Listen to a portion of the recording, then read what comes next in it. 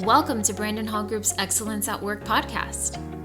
You will hear from industry leaders covering innovative, cutting-edge business, learning, and HR topics that weave current market research and technology into each episode.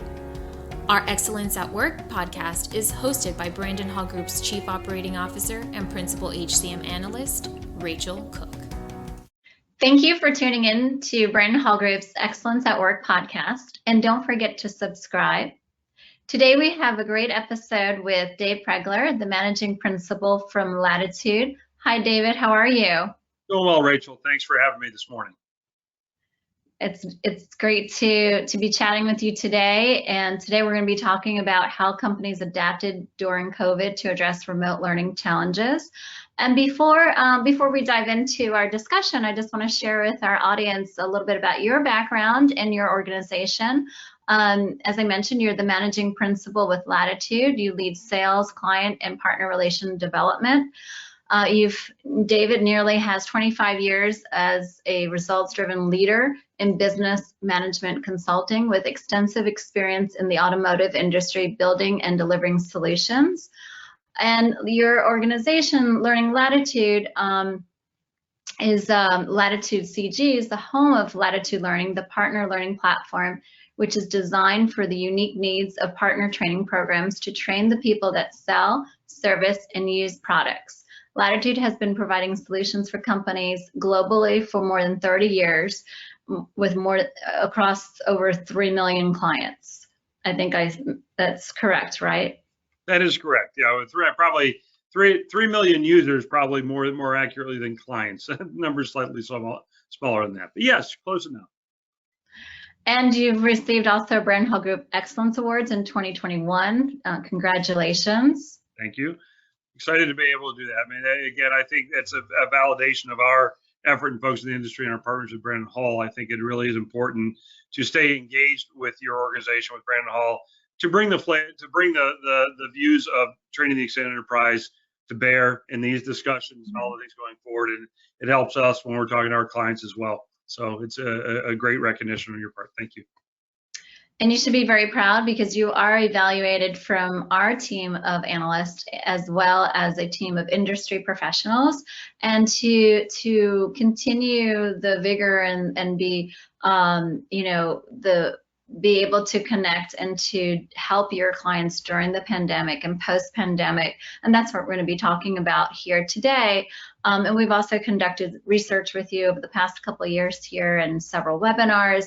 And so today our discussion is kind of an extension of kind of a continuation of our partnership. And we want to hear from you about, your point of view and your perspective and how you're working with your clients to help them during these interesting times, as I'd like to say. Is there anything else you'd like to share about your background before we kind of dive into our topic today? I think you did a great job covering my background. I've had the opportunity to focus on learning solutions now, really solely for the last 5 or 6 years. Again, working with large organizations as they struggle with the issues relating to training what we call partner networks for the extended enterprise. And it really is an exciting time to be working in this space. Obviously, coming through COVID, new challenges there, but new opportunities as well. So really excited about what the future holds for everyone in this space, and really excited for what we can bring to the table on that conversation. Absolutely, and so am I, because I think there's a lot of opportunities, and we see it, with our team, with our company, and with the clients that we work with. That yes, we can't hide that this has not been a hard time for everybody in different ways.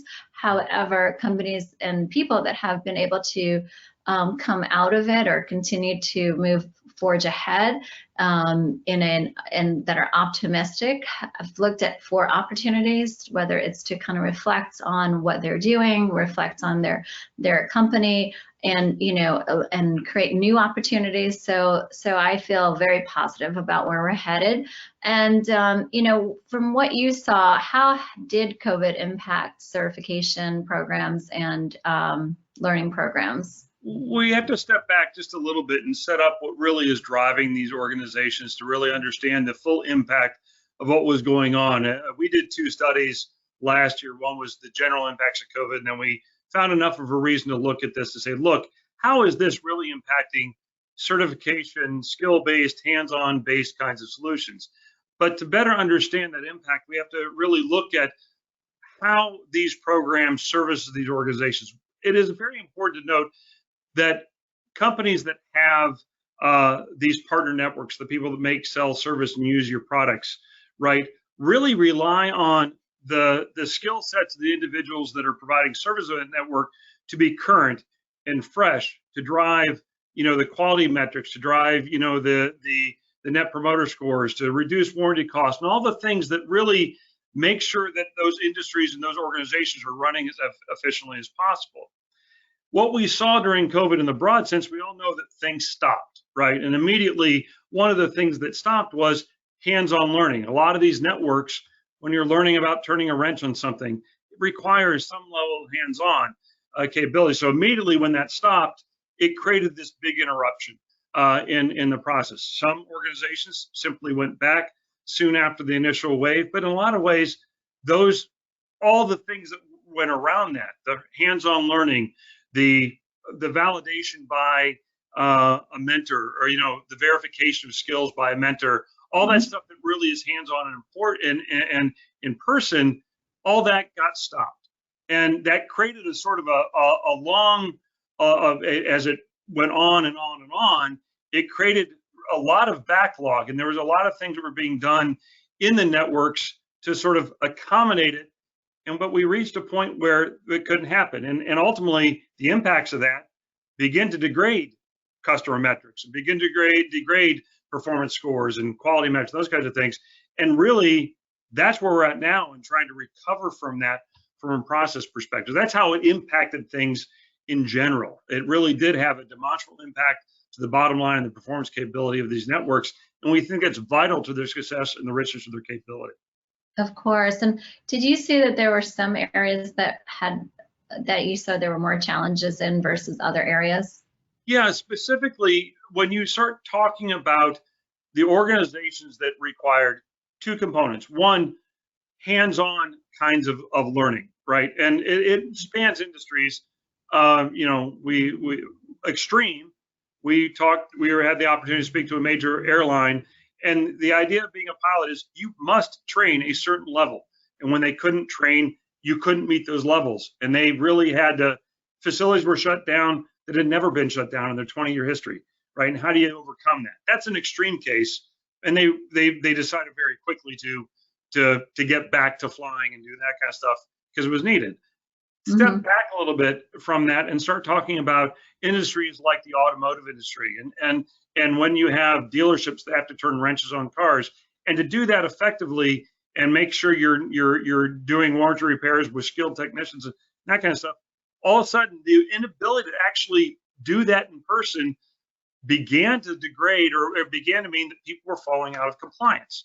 You weren't able to take the things that the class to stay current. You weren't able to get updates on new technologies. You weren't able to do a bunch of things. And there was a period where they were able to facilitate that and let that go and grandfather people in. But it also created a backlog, and now you got to catch everyone back up. And oh, by the way, the world doesn't stop. There's new stuff out there and everything else. So we're seeing a lot of impacts in organizations that really were reliant on that kind of hands-on training approach and the need to have a mentor or validation of the skills that were being trained during that. So those 2 things were profoundly impacted along the way. And we saw, the use of virtual technologies like GoToMeeting, like Zoom, like things we're on now, as a way to facilitate that a bit. They wrung out even more of the blended and shortened the hands-on, but it still had a profound impact on the throughput and the quality of these organizations.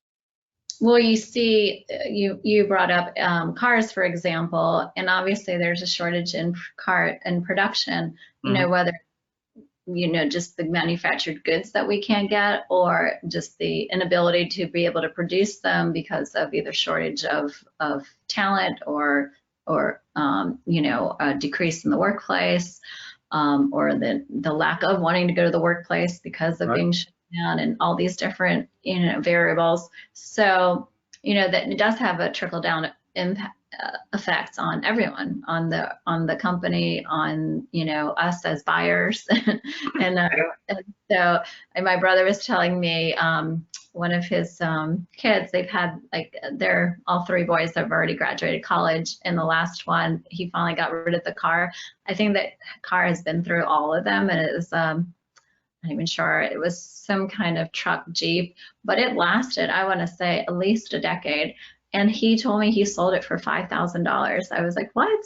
But there's such a demand for cars right now, even used cars, because you just can't get them. So, how do we, going back to learning, so, for specific jobs that, require more still in-person, training, testing, so forth, are there still things that we could do to help, to help blend it?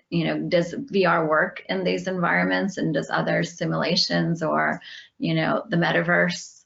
Right. I think it's a great question. And one of the things we were excited to see as we did this, we began to see at the tail end of 2021, get my years right here, that those technologies that were seemingly unreachable or unattainable at the beginning of this had really started to become at least attainable and being considered from a mainstream usage perspective. We had the opportunity to speak to several organizations that had started to use virtual technologies to facilitate the training. And in the classic application, you're using something like the Microsoft HoloLens, not to advertise or anything, but to overlay as I look at a machine, doesn't matter if it's a car or a device in a factory or whatever, that overlays what someone has to do. And that is a great training aid for someone to learn and refresh and know that they're going through the right steps and what they have to pull from. And I think those are going to continue to emerge and evolve and become more and more attainable for people to use. But we also heard an interesting use of that technology as a solution to the issue of having a mentor look over your shoulder or a trainee look over the trainer's shoulder. And what we heard and what we've seen actually is having organizations have the trainer have one of these devices on their head, and rather than projecting something, it is actually being fed through the virtual meeting platform. So as a student, whether I'm next door or 500 miles away, I'm seeing exactly what they're doing, and I'm getting this very firsthand experience, which is actually in some cases better than what they got when they were going to the training facility. So great job. It's a way to bridge that. But then flip the paradigm around and actually put the device on the student's head so they can sit and watch the class. They can do everything, learn what they're supposed to learn. Then they put the device on, and then the instructor or mentor can look over their shoulder while they're going through it. And it brings them much closer together while still being hundreds of miles apart potentially. And we see that as an interesting bridge. It's not the absolute virtual environment or augmented reality environment. It's simply using a technology that's integrated with meeting platforms like this to facilitate a better experience. And one other thing that I'll say is we also heard through this that as they came over this bridge and started using virtual technologies, that it actually helped them in their in-person training to make sure everyone in the room either could be spread out and B, still have a really good view of what was going on from a training perspective. So it really did have a lot of really good impact. And I think it's here to stay. It's going to continue to evolve for them overall. So you're bringing the virtual aspect of it actually at times into the live classroom too. So you kind of, it's the blended, spectrum of delivering learning. One more point on the blended side of things. I mean, the aspect for these networks is if you're not on the floor, you're not earning money for the organization. So there's always been this push to wring out as much time as possible from being off the floor. Any training takes them off the floor, and so the manufacturing industries, automotive industries, these repair network-based organizations have really been focused on making a true blended model, and they were the first to adopt it when e-learning came on, and they evolve it and perfect it.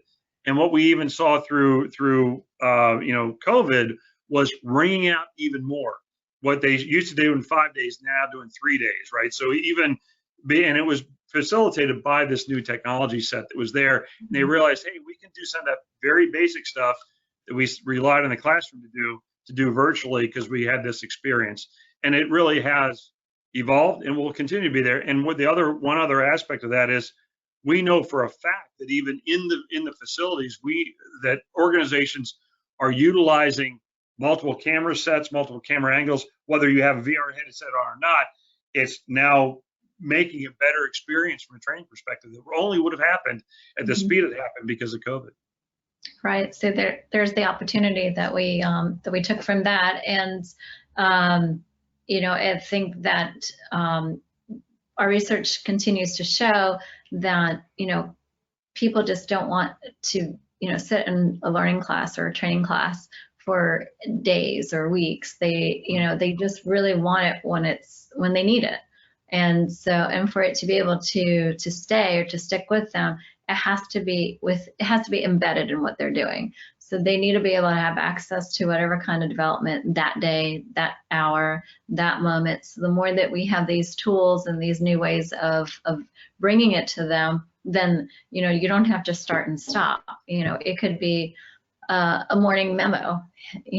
Here's a quick update on if you're selling cars, or your new, if you're fixing a plane. So, here, don't forget. So all these things that we can help people kind of, embrace the learning and really kind of get it and for it to stick.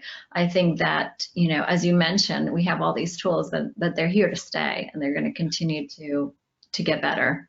They really are. And I think the other fascinating thing about two components or responses back to what you just said, I think the idea of having these learning bites, right? Having this be something that is the ability to take these recorded sessions, right, and turn them into learning bites. So you do conduct an online training, you record it. Now you have an immediate vehicle to produce a learning bite for the day. Don't forget to do this. Here's a reminder here.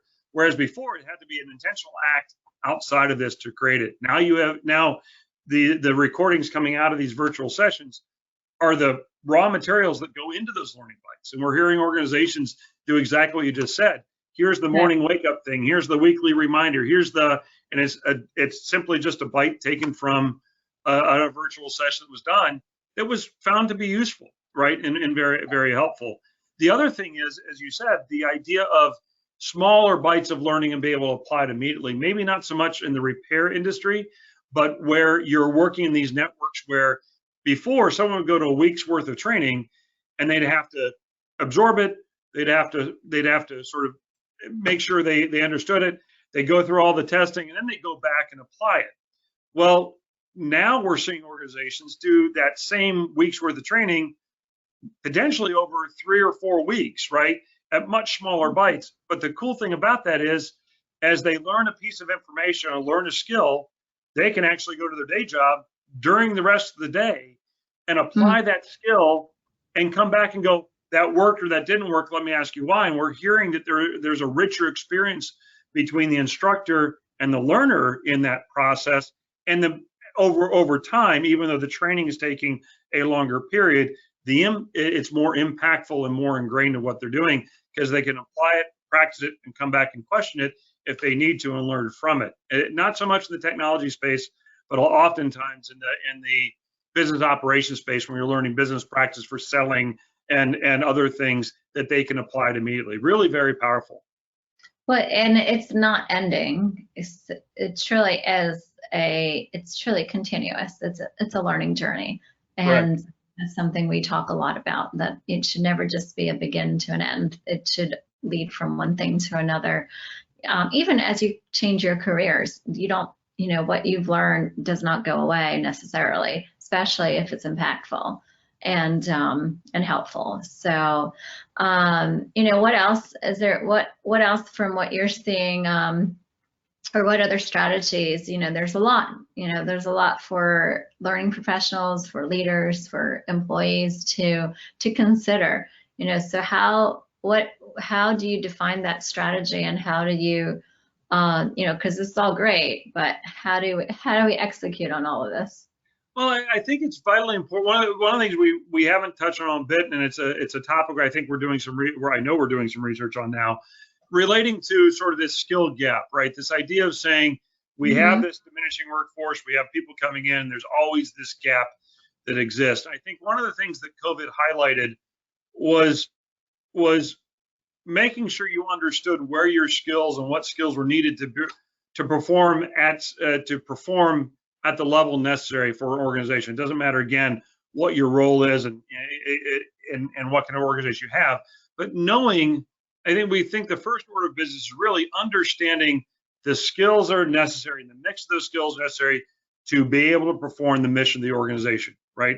A dealership of X size needs these number of technicians, these levels, and of this mix. Or if I'm a manufacturing organization, I need this number of people that have these skills. Or if I'm a sales organization, I need these things. And what we see right now is really an alliance. If organizations are going to do this the right way, they need to have a clear understanding of the skills that are necessary to perform their mission. That's the first order of business. That's the basic tool they need. From there, it's defining what mix of talent you need based on the mission you have available to you. And can you identify quickly the individuals that are able to perform at that, right? And be able to deliver on that mission. And if you can't, you need a tool that does that, or need a process that does that, right? And ultimately, that's the gap that you have. And what you then need to, once you've done that, then you begin for organizations to really be successful at that, is you bring the metrics, the performance metrics of the organization back into those skills to make sure that the training that you're doing, right, is having an impact on those things. I mentioned earlier at the very beginning of this, when COVID stopped, right, the impact of this was really related to organizations that had to stop the training. And early on, it didn't matter. But as it waned and went on, we know that quality metrics are impacted. We know that performance metrics of those networks are impacted. We know that customer satisfaction scores dropped, all the things. I can share you some scary stories about things that happened when people were when organizations were purposefully not following all the rules. No. But I don't want to do that. But anyway, ultimately, the idea is that it's because those skills were atrophying. So what we want to do is make sure you tie the performance metrics back to the skills, back to the mix, be able to have a very ready picture of those things. And that's really, organizations are doing that successfully, are really using training to move the needle of their organizations, drive performance. They're a partner to the whole thing. And that's really what I think organizations have to do holistically to be successful and to avoid any of the stuff that's going on, or be prepared for, more accurately, the future that's going to continue to evolve as we move forward, COVID or otherwise. I think it's very important that people have that holistic picture and treat things in that manner for their success, especially these network-based organizations. Yeah, they really need to. They have to have a good grip on the whole, the big footprint, and then the granular, what they need to do to, all the different processes and functions, but they have to really have a good handle of what the big picture is.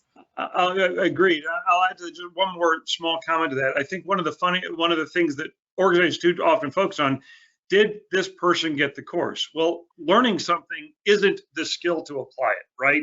It's the skills that go along with that. If I learn how to change a tire and I learn how to do something, until I've done it 10 times, it's not a skill I have. It's a bit of knowledge I've attained. And oftentimes these networks require you to have a bunch of knowledge that translates to skills. So not only am I the machine operator on this station or the primary person in a certain role, it's the ability to weave all those things together that really makes up that skill set for that person to be successful. It makes the whole engine run going further. And I think that's really where too often organizations have relied simply on the fact that I take course A or course B. And that's really not, that's okay. That's a building block. It really has to be that use of skills, the mix of skills, and the mission you're performing, tied back to the metrics that are you're using to measure that performance. It really and is. and they have to have room to apply it and to practice, Right. because what we're also seeing is that, everyone is playing or is wearing different hats, and and some days they're playing manager, and some days they may be selling or fixing or programming or designing or presenting. And so to go from all these different skills or different processes, and then to be able to do them all well, and you're not really practicing any of them enough at any given time. So we need to kind of think, how does that play a role into, their ability or capabilities? And, how can we maybe perhaps redesign the workforce, or how do we move people around where people are better fit in certain positions? And, Right. to do that, you have to have the data, and you have to have a strategy, and you have to understand what does the business need, and what kind of skills and people do you have, and how does that work? And we saw some examples, during COVID, where they really had to reshift instead of firing employees, but there were a lot of roles that they didn't need during the shutdown, and so to be able to, but they had the need for other roles that they didn't have. So for them to be able to be efficient and effective, they were, this one organization in particular, a large telecommunication company, really started to kind of, and a few others too, really started to kind of retrain quickly and ramp up what they needed to support the company at that given time. And then, from there, continue on. But, be able to have that agility is so important. We hear one more thing in that, and to add on to that, it's also the nature of younger workers as they come into these networks, right? It doesn't matter where they're coming into, understanding what they have to do to move forward, right? And part of that is, I'm starting here, I need to get here, and that can be a prescribed path, and know that what they're doing is going to have an impact on the organization. That's vitally important, but also allowing them to explore and do some other things with regards to, okay, I'm doing this, but this might be something else I want to do. Having that visibility and understanding exactly what skills I need to move throughout this network, because the other side of that is we also heard that people that didn't do that really had a tough time retaining employees, because they didn't have an idea of their worth or their worth to the organization, and they went and found someplace that did, and some of that's because of COVID and flexibility of movement. But the reality is, the common theme in that whole thing is, what do I need to do to provide value to the organization, again, at the skill level, and have an impact, and know I'm having an impact along the way. Yes. Yes. I couldn't agree more. And before we wrap up today, my last question to you is, what do you anticipate for the remaining of 2022 and the future looks like? Well, I think we're going to see a continue. There's a big backlog of effort to get people caught up, and I'm anticipating organizations are really going to focus on that from an activity perspective. I think that as we come out of this, the other strategy we're hearing quite regularly is, how do we avoid this in the future, right? How do we guard ourselves against these future impacts? So there's going to be, I think, I see organizations that we deal with really putting that in the forefront of the conversation. I think you're seeing organizations that have come out of this that have had hits to their performance metrics, that are really trying to double down on their efforts and reinvesting in those things to rebuild the structures that were there before, but on new technologies, new delivery mechanisms. I think that is I think those are the two things we're seeing from the industries that we deal with. But one other thing, as we've talked about around quite a bit, is really do see that this whole concept of delivering in a virtual way isn't simply just taking old content and restructuring. I think there's a whole new instructional design paradigm that has already evolved and going to continue to gain traction in the learning industry in general, that really has to be perfected to take advantage of these things in the future. Because it's only going to get more demand for it, no matter how much people want to put the genie back in the bottle and go back to instructor-led training.